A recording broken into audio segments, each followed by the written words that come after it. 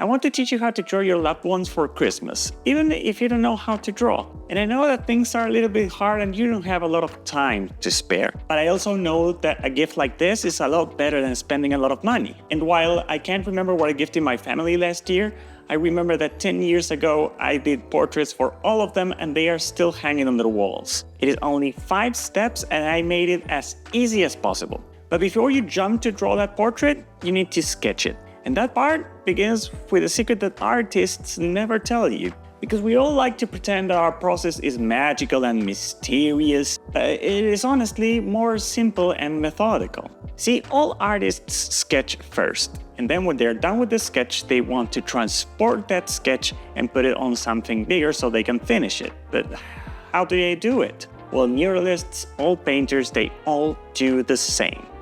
They draw a grid. This is the best way to move an image from one place to another, and this is also the best way to scale it up. I will show you why in a minute. And trust me, you can draw a grid and you can also draw what comes later. And I chose this photo because, well, it looks like a photo that everyone might take. I have no idea how good you are with photos, so I won't pretend that you know how to take photos of your loved ones that look like this. So you have 2 options.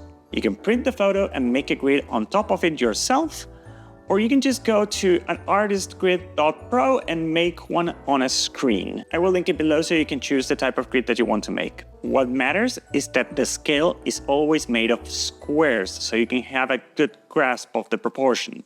Now I'm going to show you the grid I did, and I'm doing it all digitally so it is clearer on the video, but if you're just using pen and paper, the process is just the same. So now that I have this grid on top of the photo, I do the same grid on a white paper. If you have a sketchbook, use a sketchbook, or not, you can use any paper. This is practice, any paper will do. But don't make this grid too small. Try to keep it at 3 by 5 in size so you can work a lot of the details later. And if this video is making you want to learn how to draw in general, in the description below is a link for a free month of Skillshare, so click on it. Now, if you're wondering about materials, you can just get any drawing kit from Amazon and all of them will do. You don't need the best and most expensive pencils. Remember that when you gift these drawings to the people that you love, they have no idea about pencils and their quality. In fact, if you showed me 2 drawings, one drawing with a good pencil and a bad pencil, I would have no idea which one is which. What matters is that you get a hard pencil, they have an H on them, and a soft pencil, they have a B on them. You're going to use the H for the lines and the practice drawing, and the B for the hard shadows. Also, get an eraser because, well, you know. So step 2, the silhouettes. See, the way you draw anything in the world is from big to small. So we need to start with the big shapes and silhouettes before we work on the more detailed stuff. So first we envelop, identify the big shapes that make your portrait, face, hair, clothes. Choose a square and look where the line of these shapes start and where they end. Then connect them and move on to the next square. If you're still having some trouble figuring out the angle of these lines, pretend that your pencil is the hands of a clock. Place the pencil on top of the picture and guess what time the pencil is pointing at, and do the same on the drawing. If you're still having some trouble with some of the lines on these envelopes, you can do the opposite. Search for the negative shapes around the subject. Instead of trying to draw this shape, maybe it is easier to figure out this one out. Remember, most of what you will be doing is understanding the image you are trying to recreate while recreating the image. So I'm giving you tools so you can dissect the image and understand it better for when you have to do the big piece. Okay, so now that we have the envelope, we move inside. You will do the same that you did inside each square, but look into every detail that you can find. Don't drive yourself too crazy, just do it until you see the subject in your drawing.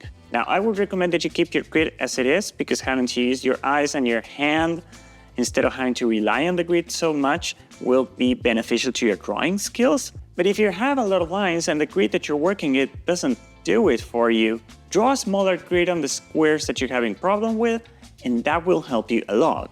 And it will speed up your process by a ton. Now, this video is not about you becoming a fantastic portrait artist. This is about you meeting a deadline and being able to draw the specific photos that you're going to choose in order to meet this deadline. I hope to also inspire you so you can become a great artist one day, but that is the side quest, not the main one. Do you want some extra ways so you can measure facial features without working on more and more grids? Always try to find the halves. Say you have a face and you want to know the size of the nose. Then you measure from the brow to the chin and ask yourself, is the nose above the halfway line? Is it below? And when you have an answer, you draw. And then you repeat that with everything. You choose. If you want to work on your observational and measuring skills, instead of relying so much on the grid, you can do this. It will take you more time and you will fail at the beginning, but you will be learning a skill that the grid isn't teaching you. There are also other ways to measure faces and facial features that I haven't mentioned. I'm going to do videos about them in the future, so click on the subscribe button so you don't miss them. And look, even artists that don't use the grid tend to take a lot of measures. Just take a look at this video by Mark Burnett. Well, I mean, he's not working on a grid, but if you look at the lines on the face, that really looks like a grid. Now 4, this is shape. This is the step that is the most fun, but also the one that will make you look like an idiot. Now really, because you will be identifying shapes for shading, and the best way to do that is to squint. Now the reason why we squint is so we can get the lines out of the way and start looking for shapes in the shadows. In my photo, I see these shapes. I'm sure that you will find some in yours. Now this part, depending on the picture that you're using, might get a little bit challenging.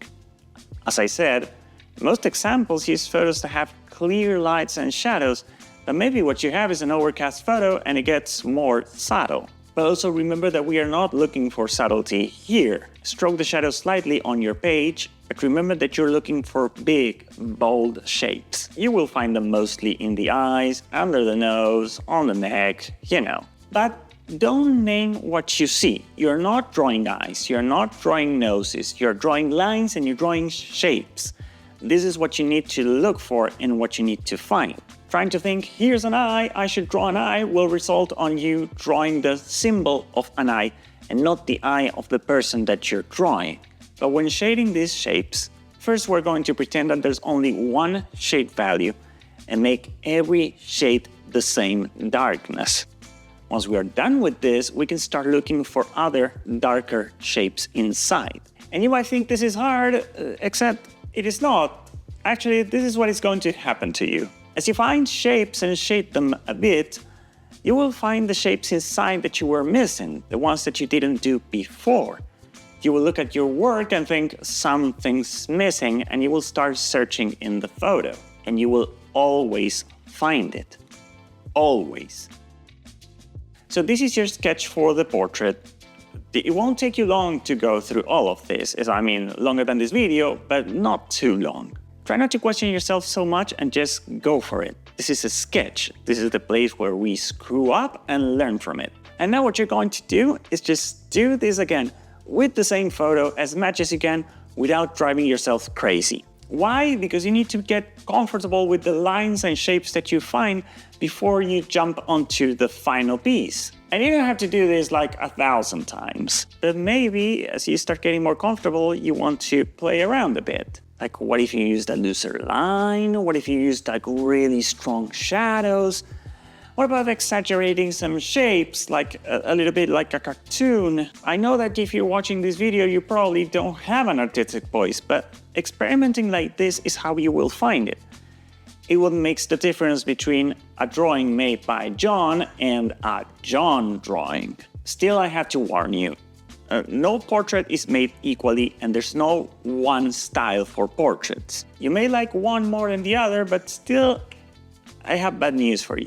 You won't know how you draw until you draw. You may think that you like to draw like this clean, detailed portrait, but then you find out the joy about being loose and chaotic. You won't know until you try. And you don't have to try this alone. I really want you to join the Discord community on the link below so you can share your process with all of the other people that are watching this video and want to learn how to draw portraits, and we can talk about it together. But now, if you're done with the sketches, it's time to blow it up. You can get some nice watercolor paper for this part. It is not very expensive, it is a little bit thicker, and it looks and feels really nice. And you may be wondering how to do it without the grid, and the truth is that, well, you don't. Just do the grid faintly enough that you can erase it as you move on and you don't need it anymore. If you still feel like that is too invasive, just draw the crosses between the boxes. Trust me that your eyes feel the rest of the grid lines just fine. And just because you're making the bigger final piece doesn't mean that you only have to do it once. You may have to give it a few tries until you're happy with it. And you're also going to find it a little bit daunting at the beginning. So don't add pressure to yourself by thinking that you have to nail it on the first attempt. All of the materials I listed are cheap. Don't be afraid to iterate. But if you're still doubting yourself about going big, well, there's another tool that you can use. This is called a Lucy. Les sent it to me to try it out, and I think that it can help you a lot with your process if you want a little bit more help. With the Lucy, you can look at your photo and your page at the same time. Well, the only way that I can explain how it works is that you will be tracing without the tracing paper. I have a 15% discount for you to use on the Lucy, but in order to get it, you'll need to join the Discord. And on their website, they also have a pencil set that I've used and I can actually really recommend. Now, a final tip. Something that may happen to you when you work on the big version is that you find that it lacks a lot of detail that you didn't notice on the sketch, but now you think that it looks a little bit empty. So you need to ask yourself, 1, are the lines strong enough? Because maybe you're making thin, faint lines. Use the light and shadows to play with the line weight. Grab a 6B pencil and make some strong lines in the darker areas. The second question that you need to ask yourself is, are my shadows strong enough? Look at the photo and identify the darkest shadow on your photo and make it really, really dark. This way you will have a larger value spectrum that will let you find more detail between the darkest and the lightest places. When you're done, you need to seal it. So grab a can of hairspray and just make it fall on top of your drawing. Just don't shoot your drawing with it. This is so you can't erase or smudge it once you're done. This is another thing that all artists do but never tell. And that is your portrait. And if you look back, these are simple steps that anyone can do. And as I've shown you, all artists do as well. Even the artists that don't use the grid go through every other step that I mentioned. And these steps, they are not hard. You can do this. And you will hate every step of the way. And you will always question and ask yourself why you're doing this in the first place. And even when you're happy with your result, you will probably look at your drawing after a few days and you will hate it. Congratulations, you are an artist. But the day will come and you will gift these drawings, and I promise that everyone will love it. And you will see the mistakes, but everyone else will be seeing themselves through your eyes. Still, you may need a little bit of help drawing confident lines, especially on the big drawing. And if you want to know how to do that so you can use it on your portraits, watch this video where I'll tell you the secret for big, bold, confident lines.